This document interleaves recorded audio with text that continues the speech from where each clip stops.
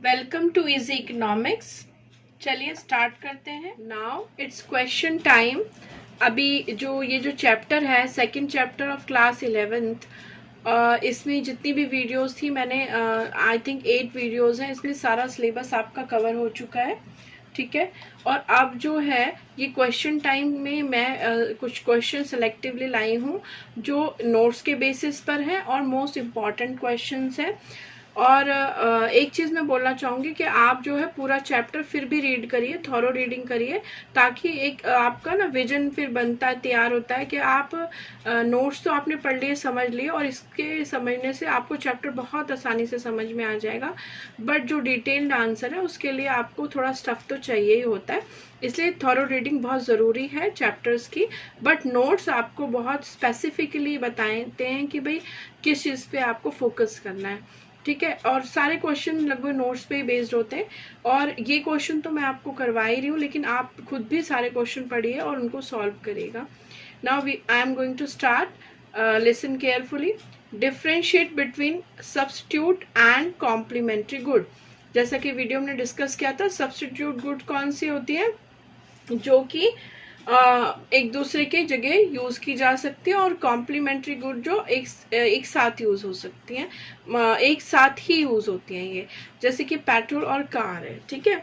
तो the goods which can be use in place of each other to satisfy a given want are called substitute goods, ठीक है। For example tea and coffee. And goods which are used together to satisfy a given wants are called complementary goods.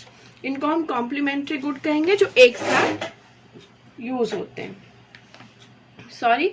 Now define the marginal utility. अब marginal utility मैंने आपको बताया था कि अगर कोई चीज आप एक यूनिट और बढ़ा के किसी कमोडिटी की यूज कर रहे हो, तो वो जो एक बढ़ाने पर आपको सेटिस्फेक्शन मिला, वो आपकी जो यूटिलिटी आपको मिली वो है मार्जिनल यूटिलिटी, ठीक है। आप इसको आप ऐसे बता सकते हैं कि marginal utility is additional utility derived from the consumption of an additional unit of the commodity। यानी आपने जब एक एडिशनल यूटिलिटी, एक एडिशनल कमोडिटी यूज करी, तो उससे जो आपका टोटल यूटिलिटी में जो इंक्रीमेंट हुआ, that increment is marginal utility. Now what is the consumer equilibrium.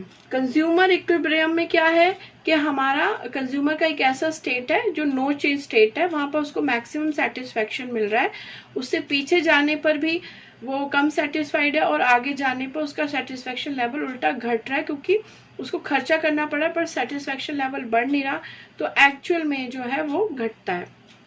तो ये वो चेंज है जहां पर, ये वो कंडीशन है जहां पर उसे मैक्सिमम सेटिस्फेक्शन प्राप्त हो रहा है, ठीक है। तो हम इसको डिफाइन करेंगे कि consumer equilibrium refer to a situation under which a consumer spend his given income on purchase of a commodity in such a way that gives him maximum satisfaction and he feel no urge to change it। उसके अंदर कोई भी अर्ज नहीं है कि वो उसको चेंज करे, ठीक है। नाउ आगे बढ़ते। Define the demand. डिमांड की डेफिनेशन तो नोट्स में थी ही, फिर भी मैं आपको बता देती हूँ कि डिमांड वही चीज है कि आप डिमांड कर रहे हैं और एक पर्टिकुलर प्राइस पे और एक पर्टिकुलर टाइम पे, और ये बिल्कुल कंबाइनली ही आप लिखेंगे, बिकॉज टाइम डिमांड करना चीज की उतना ही जरूरी है, उसके लिए परचेजिंग पावर भी उतना ही जरूरी है, और टाइम पीरियड किस टाइम पे आप डिमांड कर रहे हो। बिकॉज अगर देखिए आप किसी स्वेटर के एक मतलब 400 का स्वेटर है और आप राजी हो, आपकी परचेसिंग पावर अलाउ कर रही है, पर आप विंटर में तो राजी हो जाओगे लेकिन समर में राजी नहीं हो जाओगे।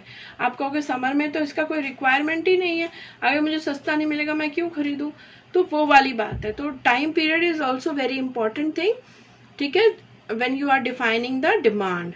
तो हम बताएंगे कि demand refer to the quantity of a commodity which a consumer is willing to buy at a given price during a period of the time. Time is very important and simultaneously, और मतलब आप समझिए combinely उसका price भी उतना ही important है। Now what is the law of demand. Law of demand तो हमने मतलब आप समझिए शेड्यूल में भी कर लिया, और आपने जो है कर्व पे भी बहुत बार करा है, तो अब याद ही हो गया होगा। When the price is increasing demand is going to fall, or when the price is decreasing demand is going to rise, यानी कि इनवर्सली वो रिलेशन रखते हैं। ठीक है, तो ये है लॉ ऑफ डिमांड। अब इसको हम बताएंगे when other things being equal, क्योंकि यहाँ पर हम जो डिमांड लॉ बता रहे हैं ना कि प्राइस के बढ़ने से डिमांड घटती है और प्राइस के घटने से डिमांड बढ़ती है, तो हमें यहाँ ये भी बताना होगा कंडीशन कि जब बाकी चीजें सेम रहती हैं। ठीक है, तो यहाँ पर होगा कि when other things being equal, quantity demanded of a commodity is inversely related to the price of the commodity, that is demand rise when the price fall and demand fall when the price rise। ठीक है, now what cause upward movement along the demand curve? Demand curve में upward movement देखिए कब होता है, अगर आपको याद आ रहा हो तो अपवर्ड तब होता है when price is rising and we are demanding for the lesser quantity, means demand का कॉन्ट्रैक्शन हो रहा है। अपसाइड जाएंगे तो डिमांड का कॉन्ट्रैक्शन होगा, अगर आपको याद आ रहा हो तो डिमांड कर्व में ऐसा होता है। और अगर कोई नया है तो वो प्लीज वो वीडियो देख लेंगे तो आपको पता चल जाएगा। तो अपवर्ड मूवमेंट कब होता है, what cause it rising the price. ठीक है, when the price is rising then the demand curve going to upward side. ठीक है, now what are the two approaches to attain the consumer equilibrium? Consumer equilibrium तो हमने ऊपर define करा, but वो approaches क्या है जिससे भी हमें अटेन होगा। अब वो अप्रोचेस आपने स्टार्टिंग के वीडियोस में देखा होगा, मैं अब यहाँ पर बता देती हूँ। वो दो अप्रोचेस हैं, यूटिलिटी अप्रोच और इंडिफरेंस कर्व। यहाँ पर इंडिफरेंस कर्व आएगा अभी आगे डिफाइन करने के लिए।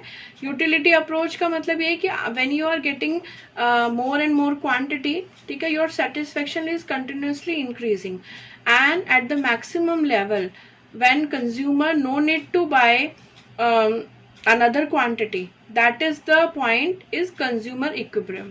ठीक है, और इंडिफरेंस कर्व से भी हम कंज्यूमर का इक्विलिब्रियम निकाल सकते हैं। ये बहुत अच्छे से डिफाइन किया, प्लीज आप watch the previous videos. Now define the indifference curve.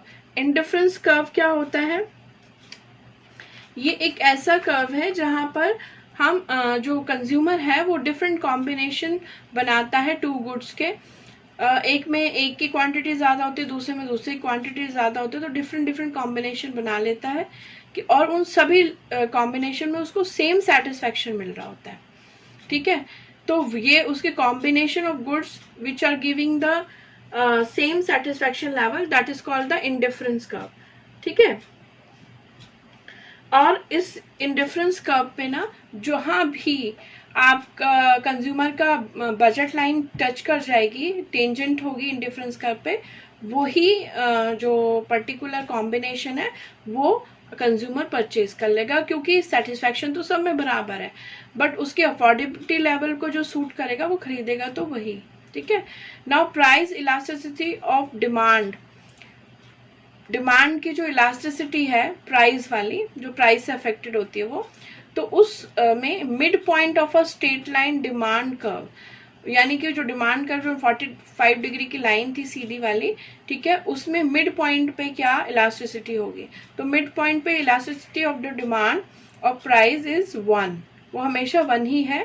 Because जो आपका जब हम ग्राफिकली निकालते हैं इलास्टिसिटी ऑफ डिमांड, तो क्या होता है कि एक फॉर्मूला यूज होता है कि अप साइड मतलब न्यूमरेटर साइड में हम लिखते हैं lower section of the curve और नीचे डिनोमिनेटर में लिखते हैं अपर सेक्शन ऑफ द कर्व। तो जब मिड पॉइंट है उस कर्व लाइन का, उस कर्व की लाइन का, तो वहां पर तो नीचे वाला सेक्शन और ऊपर वाला सेक्शन दोनों ही बराबर हो जाते हैं, तो 1:1 का रेशियो बनता है। और इस पॉइंट पे certainly always price elasticity of demand will be 1। ठीक है, now draw a demand curve on the basis of the data. ये आपको मैंने डाटा के लिए एक टेबल दिया है। ठीक है, यहाँ पर प्राइस पर यूनिट 2, 3, 4, 5 है और क्वांटिटी डिमांडेड भी दिया है। अब आप इसका ग्राफ बना लें। मैं हिंट दे रही हूँ, वैसे तो आप बहुत सारे मैंने ग्राफ बनाए हुए, उनको देख लेंगे ना तो आपको बिल्कुल अच्छे से समझ में आ जाए कैसे बनाना है, फिर भी बता देती हूँ। कि आपको वर्टिकल लाइन पे जो है प्राइजेस लेने हैं और हॉरिजॉन्टल लाइन पे आपको क्वांटिटी डिमांडेड लेना है, ठीक है। और यहाँ पर आप देखिए डिमांड लॉ वर्क कर रहा है, when the price is rising here the quantity demanded is going to lesser. तो ये जो है लॉ ऑफ द डिमांड ही चल रहा है, और अच्छे से आप इसको करिएगा और इसका प्रैक्टिस करिएगा हैंड रिटन, क्योंकि कोई चीज़ ना सुनने से बहुत अच्छा इफेक्ट आता है कि आपको जनरली चीज़ें याद हो जाती है, और लिखने पर क्या होता है कि वो फिर तो मतलब आप समझिए फर्म हो गई। अगर आप लिख के किसी चीज़ को याद करते हो तो बहुत अच्छे से हो जाता है, प्रैक्टिस भी हो जाता है और लर्न भी हो जाता है, ठीक है, और आपका स्पीड भी बनता है। Okay, now we are going to move on the next slide. Now it's time for some practical sums. अभी हमने पिछली स्लाइड में थ्योरेटिकल सम्स लिए, अब हम प्रैक्टिकल सम्स करेंगे, ठीक है। मैंने यहाँ पर क्वेश्चन लिए, मैं रीड आउट कर रही हूँ, कुछ मैंने सॉल्व भी कर दिया और बाकी मैंने आपके मेमोरी पर भी छोड़ दी होंगी, क्योंकि आपने पुरानी स्लाइड में सब कुछ देखा है, तो आप खुद भी सॉल्व कीजिए, ठीक है। Now question number 1, suppose a consumer can afford to buy 6 unit of good. Good 1 का कितना यूनिट खरीद रहा है वो 6, एंड 8 यूनिट ऑफ गुड 2, यानी गुड 2 का कितना है 8 यूनिट खरीद रहा है। इफ शी, जो भी मतलब गर्ल है, she spend her entire income, वो अपनी सारी इनकम इन दोनों को खरीदने में लगा देती है। The price of the two goods are ₹6 for the first good and ₹8 for the second good. How much is the consumer income, consumer की इनकम क्या होगी? तो कंज्यूमर की इनकम देखिए क्या होगी, price of the first good multiply by the quantity of the first good plus price of the second good multiply by the price quantity demanded of the second good. तो आप यहाँ पर इन दोनों की पहले के प्राइस और क्वांटिटी से मल्टीप्लाई कीजिए, सेकंड के प्राइस और उसकी क्वांटिटी से मल्टीप्लाई करिए, तो और टोटल कर दीजिए, ठीक है। अब यहाँ पर देखिए 6 है फर्स्ट गुड की क्वांटिटी और प्राइस भी 6 ही है, तो 6 या 36 हो जाएगा। प्लस क्या करना है, 8 क्वांटिटी आपने डिमांड करी है सेकंड गुड की और उसका प्राइस भी 8 है, तो 8 जो 64, तो 36 plus 64 is equal to 100 is the consumer income. ऐसे ही डिफरेंट, अगर आपको कमोडिटी वो खरीद रहे हैं और आपको डिफरेंट कमोडिटी के डिफरेंट प्राइस दे रखे हैं और कंज्यूमर इनकम निकालने के लिए क्या रखा है, तो इसका सिंपल फॉर्मूला क्या होगा, आप price multiplied by quantity demanded for the particular good plus second good price and the quantity demanded for second plus third price of the third good and quantity demanded for the third good multiply कर करके आप add कर दीजिए, तो total consumer की income ही आ जाएगी, ठीक है। उसके बाद देखिए price ₹4, the demand for a commodity 25, ठीक है। जब प्राइस 4 था तो उसने 25 यूनिट डिमांड करी। Suppose price of the good rise हो जाता है, बढ़ जाता है, 5 हो जाता है, तो इसका रिजल्ट क्या हुआ, demand for the good for ₹20 unit, 20 unit पर उसका डिमांड आ गया, यानी घट गया demand. Calculate the price elasticity. Price elasticity का पर्टिकुलर एक फॉर्मूला होता है और मैंने ये सिखा भी दिया अपनी वीडियो में, आप वो देख भी सकते हैं दोबारा, ठीक है। क्या होता है, change in quantity upon change in price. तो जो क्वांटिटी में चेंज आया वो अप साइड लिखेंगे आप, और जो आपने प्राइस में चेंज आया वो नीचे लिखेंगे, मल्टीप्लाई बाय बेस प्राइस और बेस क्वांटिटी। तो बेस प्राइस क्या है 4 और बेस क्वांटिटी क्या थी 25, तो P अपॉन Q आप नीचे रखेंगे इनटू करके और फॉर्मूले को लगाएंगे, आपकी प्राइस इलास्टिसिटी निकल आएगी। अब यहाँ पर एक टेबल भी दे रखी है, देखिए मैंने, जिसमें कुछ पार्ट मिसिंग है और आपको वो फिल करने हैं, तो इससे आपको टोटल यूटिलिटी और मार्जिनल यूटिलिटी का जो कॉन्सेप्ट समझ आया था मैंने, वो भी समझ में आ जाएगा, और वो फार्मूला अगर आप यहाँ अप्लाई करोगे तो बहुत आसानी से टेबल कंप्लीट हो जाएगी। बट मैं थोड़ा सा हिंट दे रही हूँ आपको, सी यहाँ यूनिट कंज्यूम दिखाई है, यहाँ टोटल यूटिलिटी दिखाई है, मार्जिनल यूटिलिटी दिखाई है।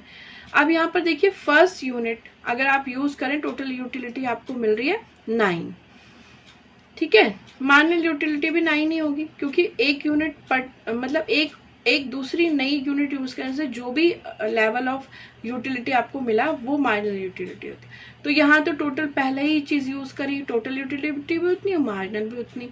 सेकेंड पे टोटल यूटिलिटी तो बढ़ गई होगी क्योंकि पहले से ही 9 थी, अब इंक्रीमेंट हुआ होगा। लेकिन इस पर्टिकुलर गुड के यूज करने से मार्जिनल यूटिलिटी 7 है, यानी कि 9 + 7 कितना हो गया, 16 आ जाएगा यहाँ। यानी आपको टोटल यूटिलिटी में मार्जिनल ऐड करते चलेंगे तो टोटल यूटिलिटी आती चली जाएगी। और अगर आप किसी लेवल पे देख रहे हैं कि मार्जिनल ही मिस है, तो आप क्या करें, दो टोटल यूटिलिटी लेवल का जो डिफरेंस है वही मार्जिनल यूटिलिटी है, क्योंकि मार्जिनल यूटिलिटी से ही टोटल यूटिलिटी इंक्रीज होती जाती है। ठीक है, तो इस टेबल की हेल्प से आप इसे फिल कर सकते हैं और इस टेबल की हेल्प से इसे फिल कर सकते हैं। और अगर कोई कंफ्यूजन है तो आप वीडियोस देखिए और वहां से आपको फॉर्मूला मार्जिनल यूटिलिटी का पता चल जाएगा। ठीक है, अगर आपको टोटल यूटिलिटी निकालनी है तो सम करना पड़ता है मार्जिनल यूटिलिटी का। ठीक है, और अगर मार्जिनल यूटिलिटी निकालनी है तो जिस लेवल की निकालनी है उन दोनों यूटिलिटी लेवल को, टोटल यूटिलिटी को डिफरेंस निकालना पड़ता है। ठीक है, अब ये देखिए यहाँ पर 16 हो गया, 16 में हमने 6 ऐड करा, देन यहाँ कितना होगा 22। अब 22 और 27 का जो डिफरेंस है 5 का, वो ये है मार्जिनल यूटिलिटी। ठीक है, तो इस तरह से आप फिल कर लेंगे। ठीक है, और आप प्रैक्टिस ऐसी टेबल्स का और करिए। अगर आपको क्वेश्चन तो बुक्स में मिल ही जाएंगे, नहीं मिलते तो आप मेरे को मैसेज करिए। ठीक है, कमेंट में डालिए, मैं और क्वेश्चन का ऐसा स्लाइड बना के आपको पोस्ट करती हूँ, तो आप अच्छे से प्रैक्टिस करिएगा। चलिए, आप वीडियो एंड करती हूँ। Have a good day, thanks for watching the video. Okay.